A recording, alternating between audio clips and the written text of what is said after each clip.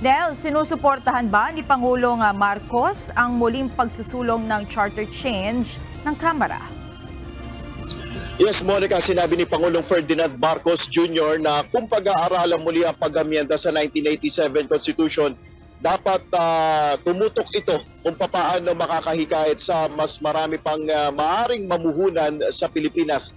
Yan ang naging posisyon ng Pangulo ng tanungin ng media kung ano nga ba yung kanyang masasabi o posisyon dito sa sinusulong na charter change o cha-cha sa Kamara.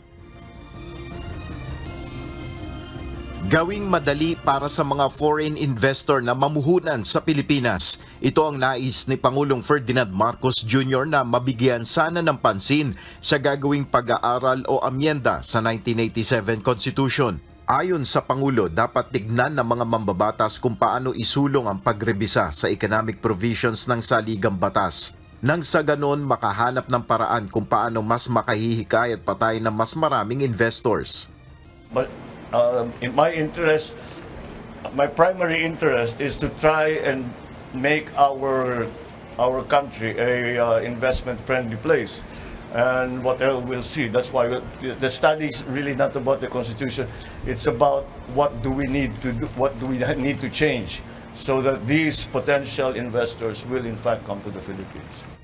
Mismong ang kanyang pinsan na si House Speaker Martin Romualdez ang nagpahayag ng plano ng mababang kapulungan ng Kongreso na pagpasok ng taon 2024 ay tututok ito sa panukala ukol sa restriction sa pagpasok ng foreign capital at investments, kabilang na dito ang cha-cha. Samantala, hindi pa natatransmit sa Malacanang ang kopya ng 5.768 trillion pesos 2024 proposed budget na niratipikahan ng Kongreso. Ngunit sa tingin ni PBBM, wala namang unresolved issues sa spending plan ng bansa para sa susunod na taon. Kaya inaasahan niya na pagbalik galing Japan ay malalagdaan na niya ang panukalang budget. Before Christmas, are you expecting to be Malamang, to sign it? Yeah, but you should really ask the BICAM to see what their schedule is. But yes, I think we'll do it before Christmas. Bandang 2:00 ng hapon kanina nang makaalis si Pangulong Marcos kasama ang delegasyon na dadalo sa ASEAN-Japan Commemorative Summit. Ilang pagpupulong ang dadaluhan ng Pangulo sa Tokyo, Japan, kabilang na dito ang inaasahang pagharap niya kay Japanese Prime Minister Fumio Kishida.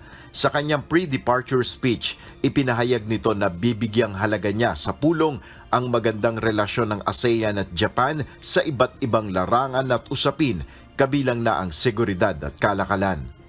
I will highlight that the ASEAN-Japan relationship has inexorably evolved and progressed over the past 5 decades, particularly in shared commitments towards peace and security, trade and investment, food security, climate action, energy security, supply chain resilience, infrastructure development, and now connectivity.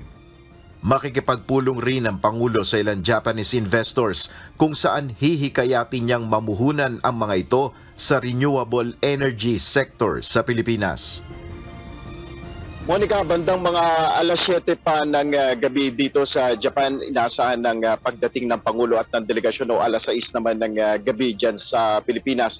Ang unang schedule ng Pangulo ay magaganap pa bukas sa isang gala dinner na inihanda ng Japanese Prime Minister at linggo naman ang formal na pagsisimula naman ng ASEAN-Japan Commemorative Summit. At patuloy tayong tututok sa mga magaganap na pagpupulong ni Pangulong Marcos at maging itong formal opening na magaganap dito. Monica. Maraming salamat, Nel Marbuho, live na nag-uulat mula sa Japan.